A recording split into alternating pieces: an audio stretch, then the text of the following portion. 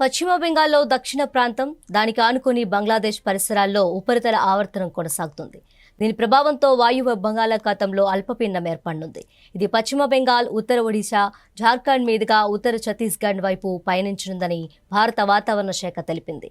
తీరం దాటే క్రమంలో అల్పపీడనం ఉత్తర ఒడిశా ప్రాంతాల్లో నిలకడగా ఉంటే ఉత్తరాంధ్రలో వర్షాలు కురిసే అవకాశం ఉందని అంచనా వేస్తున్నారు. ప్రస్తుతం పశ్చిమ పసిఫిక్ మహాసముద్రంలో ఏర్పడిన డాల్ఫిన్ టైఫూన్ దక్షిణ చైనా సముద్రం వైపు వచ్చిందని, ఈ ప్రభావంతో బంగాళాఖాతంలో రుతుపవనాలు చురుగ్గా మారతాయని వాతావరణ శాఖ అధికారులు తెలిపారు.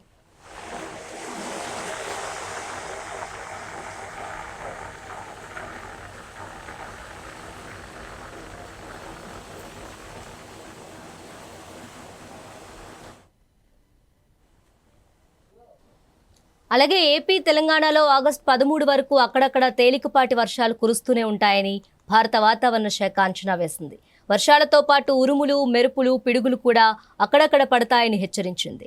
ఈదురుగాలులు గంటకు 40 నుంచి 50 కిలోమీటర్ల వేగంతో వీస్తాయని, ఒక్కోసారి వాటి వేగం గంటకు 60 కిలోమీటర్లకు కూడా చేరుతుందని ఐఎండీ చెప్పింది. ముఖ్యంగా కోస్తాంధ్ర, యానంలో ఇవాల్టి నుంచి 11 వరకు బలమైన గాలులు వీస్తాయని, అలాగే ఇవాళ తెలంగాణలో ఇదే పరిస్థితి ఉంటుందని వాతావరణ శాఖ తెలిపింది. మరోపక్క ఇవాళ కోస్తాంధ్ర, యానం, కేరళలో అక్కడక్కడ భారీ వర్షాలు కురుస్తాయని ఐఎండీ అంచనా వేసింది. అలాగే తెలంగాణలో ఉపరితల గాలులు బలంగా వీస్తాయని, ఇదే పరిస్థితి ఏపీలో 11 వరకు ఉంటుందని ఐఎండీ తెలిపింది. మరోవైపు బంగాళాఖాతంలో పరిస్థితులు పూర్తిగా మారాయి, అల్లకొల్లోలంగా తయారయ్యాయి. అందువల్ల మత్స్యకారులు 2 రోజుల పాటు చేపల వేటకు వెళ్లొద్దని ఐఎండీ హెచ్చరించింది. బలమైన అలలు ఎగిసిపడతాయని తెలిపింది. అండమాన్ సముద్రం కూడా అల్లకల్లోలంగా ఉంటుందని, అక్కడికి ఆగస్టు 12 వరకు చేపల వేటకు వెళ్లొద్దని సూచించింది.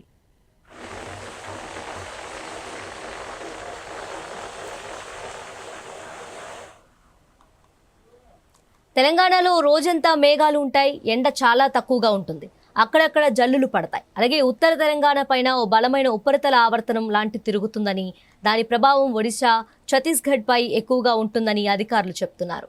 అయితే అది దిశ మార్చుకొని తెలంగాణలోకి వస్తే మధ్యాహ్నం తర్వాత నుంచి ఉత్తర తెలంగాణలో మోస్తరు నుంచి భారీ వర్షాలు కురిసే ఛాన్స్ ఉంటుంది. కానీ మోస్ట్లీ అది రాకపోవచ్చని అంచనా ఉంది. అది వచ్చినా రాకపోయినా ఇవాళ తెలంగాణలో అనేక ప్రాంతాల్లో అప్పుడప్పుడు జల్లులు పడొచ్చని, ముఖ్యంగా సాయంత్రం నుంచి కొద్దిగా ఎక్కువగా జల్లులు పడే ఛాన్స్ ఉంటుంది.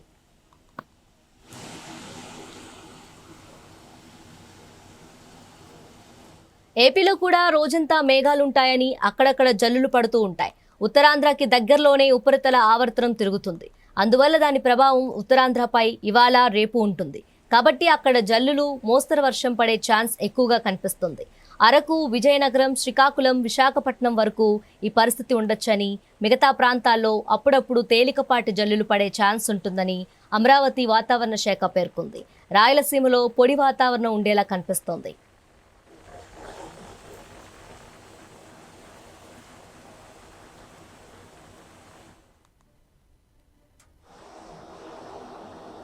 అరేబియా సముద్రంలో గంటకు 70 కిలోమీటర్ల వేగంతో గాలులు వీస్తున్నాయి. అవి ఇప్పటికీ ఏపీ, తెలంగాణకు వస్తున్నాయి. అందువల్ల ఏపీలో గాలి వేగం గంటకు 35 నుంచి 40 కిలోమీటర్లు, తెలంగాణలో గంటకు 30 నుంచి 32 కిలోమీటర్లు ఉండొచ్చని సమాచారం. బంగాళాఖాతంలో గాలి వేగం గంటకు 53 కిలోమీటర్లుగా ఉంటుంది. ఏపీ తీర ప్రాంతాల్లో బలమైన గాలులు వీస్తాయని, సముద్రానికి వెళ్లేవారు సముద్రంలోకి ఎక్కువగా వెళ్లకూడదని హెచ్చరించారు. కోస్తాంధ్ర నుంచి ఉత్తరాంధ్ర, ఒడిశా, బెంగాల్ వరకు కొద్దిగా సముద్రంపై ఎక్కువ భాగం భూమిపై ఉపరితల ఆవర్తనం తిరుగుతుందని, అది అలల్ని అల్లకొల్లోలం చేస్తుందని అన్నారు. ఉష్ణోగ్రత తెలంగాణలో 31 డిగ్రీల సెల్సియస్, ఏపీలో 34 డిగ్రీల సెల్సియస్ ఉంటుంది. తేమ తెలంగాణలో 70 నుంచి 80%, ఏపీలోని ఉత్తరాంధ్రలో 80%, రాయలసీమలో 50% ఉంది.